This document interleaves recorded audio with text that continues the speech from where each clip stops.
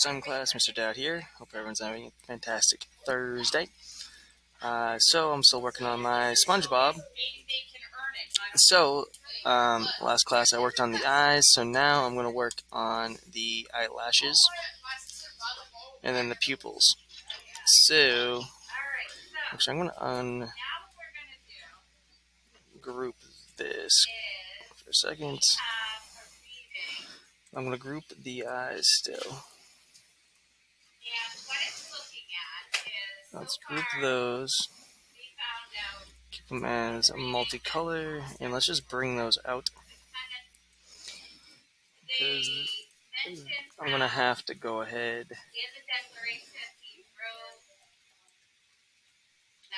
let's just get rid of this one. Let's delete that one. Yeah, I need to get the pupils centered on this still.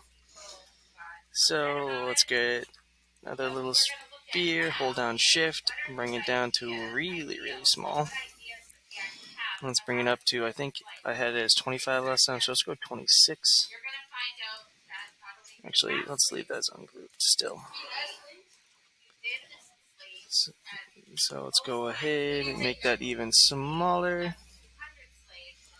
And make it black. And let's bring it over to here. And raise it. And that's about centered. That looks good. So let's go ahead and copy this and raise it up to 26 again.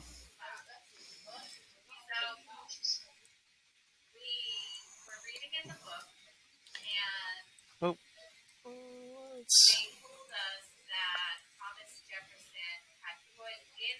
Alright, let's get this centered again, because I had to undo that.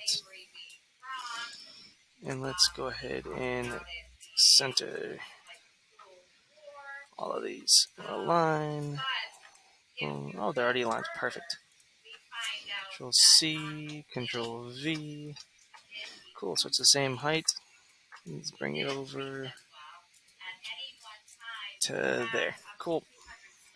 Now I can go ahead and group these and keep them as multicolor. Remember, multicolor makes it so they are multicolored objects. So they're the eyeballs, and I gotta do the eyelashes. So I think what I'm gonna do is just go kinda like this. Press done. Let's make it black. And we'll raise this up too. Say about there. And maybe a little bit lower. Alright, let's copy that. Bring this over. Maybe make these a little bit smaller.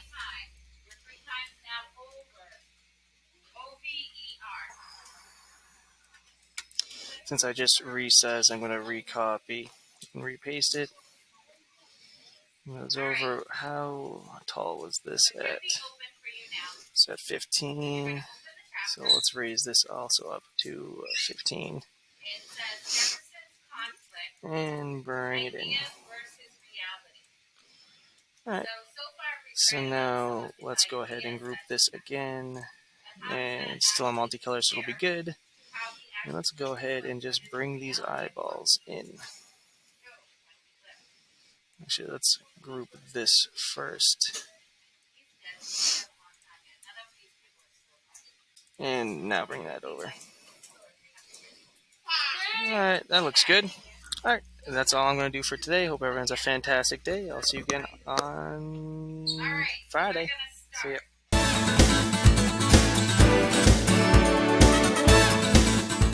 Alright guys, I'm going to make pancakes, but I'm using this Bisquick, which I've used before for waffles. So the pancake recipe calls for 2 cups of Bisquick, 1 cup of milk, and 2 eggs. And that will make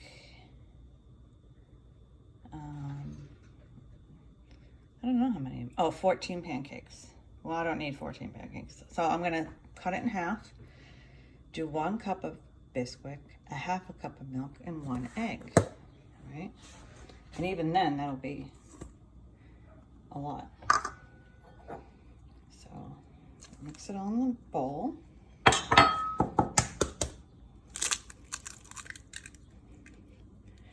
Ooh, check that out. I actually broke an egg with 1 hand and I didn't get any of the shell in it.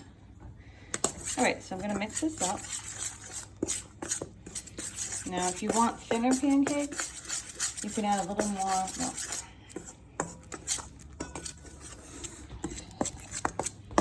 Depends how thin you like them. Okay, so this should make 7 pancakes. I'm not making 7 today because I'm only doing a couple, but you can also cover the batter and put it in the fridge overnight, and it'll keep for a couple of days. So you could use more tomorrow. And actually, you could probably use this with waffles. Even though it's a little bit of a different recipe, it's still all the same ingredients.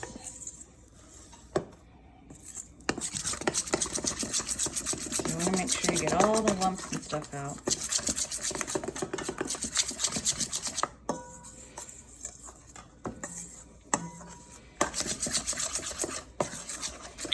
Batter.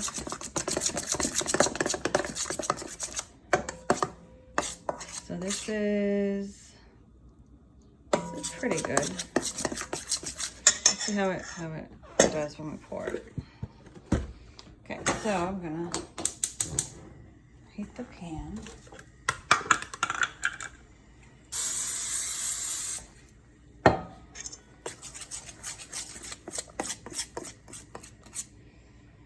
Now when you pour it in, you want to use something like a ladle. I mean, you could use a spoon, but let's see if I have a ladle. I have a couple of ladles, but let's see which one I want to use. I'm going to use this one. So see how it's like scooped? So that way I can scoop it out.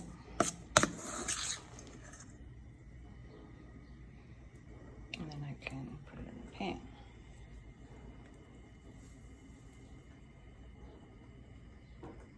Now, if you like, I don't know, chocolate chips, blueberries, whatever, you can mix that in to the mix as well. I'm just making regular old pancakes. So you're gonna wait till the edges bubble up a little bit in the middle before you flip it, because you don't want to flip it too soon.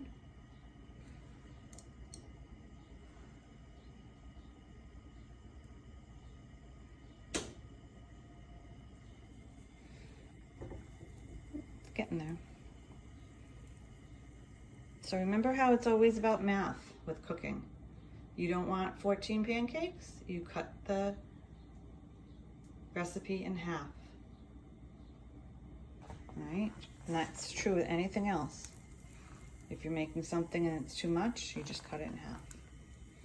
Or if you wanted to make more, let's say you had a huge crowd and you wanted to make 28 pancakes, you would double that. So it would be 4 cups of Bisquick, 2 cups of milk, and 4 eggs.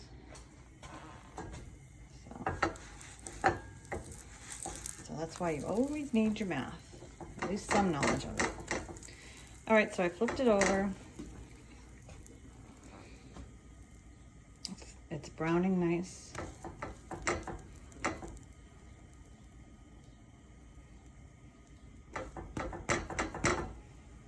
I'll flip it again because there we go.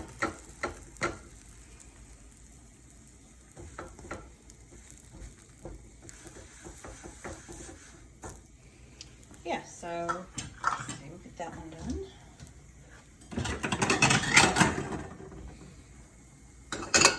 Love the smell of pancakes. There we go. So that one's done. So now it's really, really hot. So I'm going to turn it off for a minute. Respray the pan. And now, even though it's off, I'm going to put in another pancake and watch what happens. It's still going to cook like it's on. That's how hot the pan is.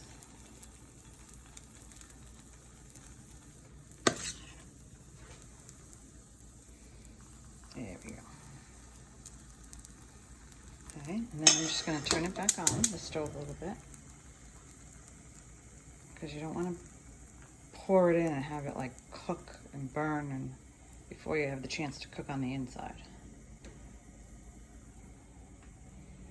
So yeah, so it looks like this is gonna make, well, it's not gonna make 7 pancakes like it said for half of the recipe, but I could make 3 or 4 out of them, and that would be plenty for somebody in my family to eat. But like I said, if you wanted to keep keep them, you can just cover them up with saran wrap and put them in the fridge or put them aside, and you can eat them later. It's not like they're gonna go bad.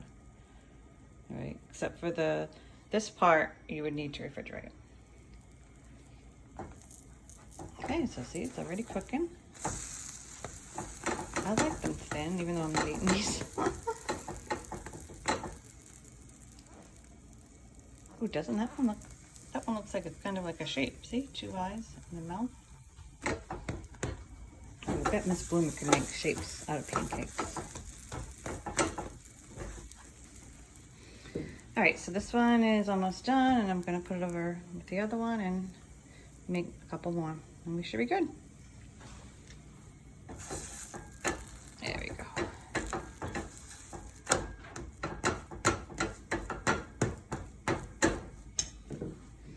Alrighty, see you guys later.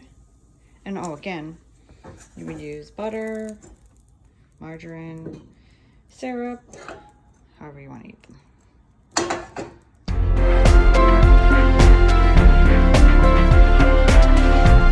Hey Gators, welcome back to Language in Play. We made it to the last part of our outline. Scene 4, the resolution. How the heck are we going to end this play? All right, so what we're going to do, Vlad regains his throne. All right, so he kicks out the Ottoman Empire. He's gotten rid of the boyars that were in there in the throne room. He regains his throne. All right. One more thing that, whoops, sorry about that. I seem to have deleted my bullet points. That's all right. I'll fix them in a second. All right. So Vlad regains his throne. Okay. He consults with his mother about the kingdom. Also, he brings in a priest from the Order of the Dragon. Order of the Dragon is a very special club that Vlad belongs to, and it's really creepy because that's kind of where the Count Dracula legend comes from. All right, this idea of the Order of the Dragon. To this day, there is still a priest from the Order of the Dragon that guards Vlad's tomb on the island in the middle of Lake Snagov in Romania. So really kind of creepy when you think about it. And we can have some fun with that dialogue, but we're, again, coming to a resolution. Okay? Vlad is killed trying to defend his throne. Right? So the play does end with Vlad dying. But that might not be the last moment. Okay? Right now, this is just an outline. So, what I want you guys to do is come up with an idea to end your play. All right? It resolves itself. Vlad wanted to regain his throne. He lost it. He did. He regained his throne. He escaped his captors. He regained his throne. Right? Then he tries to figure out how he's now going to rule this kingdom. He brings in the Order of the Dragon, which ended up being his undoing. Okay, the people didn't want that to happen. So Vlad was killed trying to defend his throne. So that's our outline. That's where we're at right now. All right? Your play can be, again, any historical character, but keep it interesting and keep it surrounding one event. I could have talked about many, many things that happened in Vlad Tepes's life. I kept it around one event. All right? It makes life easier, and it makes the ability to write the play a lot easier as well. So, tomorrow we're going to start talking about how to change our scenes into dialogue, and then you guys are going to be off and running on the writing. All right? So, keep up the good work, Gators, and we will see you tomorrow.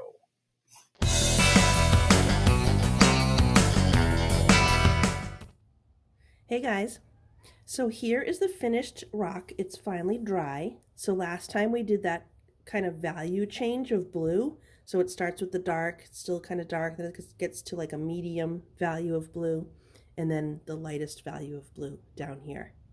So it's a tint of blue. When you add white paint to a color, you're creating a tint of that color. So now I'm ready to start drawing what I want my silhouette to be on there. So it's going to create a nice contrast with a black silhouette of an image with that beautiful, colorful background. So I wanted to search up a couple things that I was thinking about adding for my silhouette. So I was thinking of doing some pine trees, and the silhouette is just that solid black shape. You don't see a lot of details in the center. You don't see individual pine branches. You just see that outline shape, and it's a solid black here. So I'm probably going to do a couple of pine trees like this, and then I'm going to put a moose in my picture. Just a silhouette. So that solid black shape of my image is a silhouette. All right.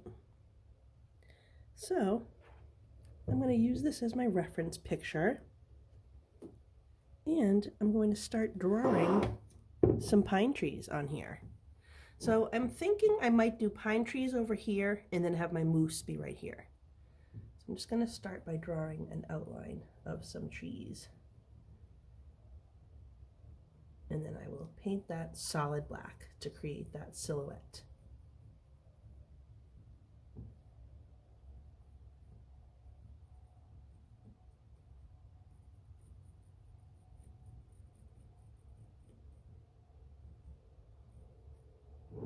Maybe I'll do like another little tree.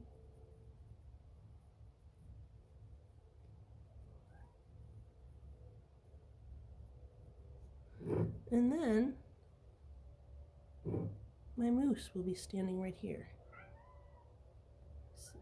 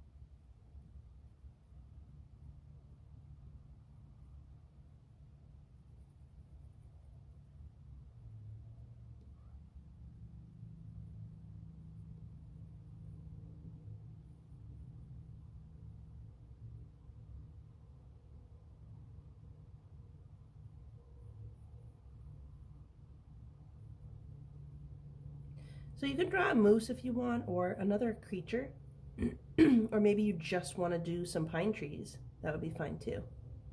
So you decide what you want your silhouette to be. It can be whatever you want it to be.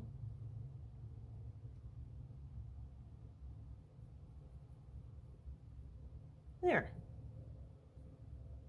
So I am ready to paint with my black paint and finish it up with those newly drawn silhouette shapes.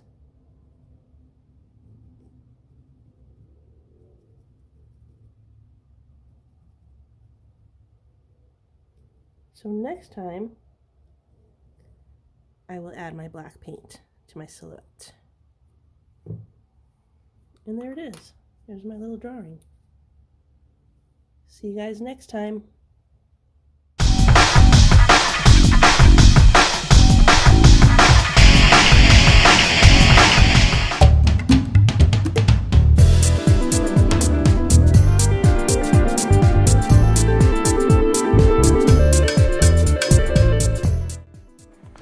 Thanks for watching Enrichment TV, Gators.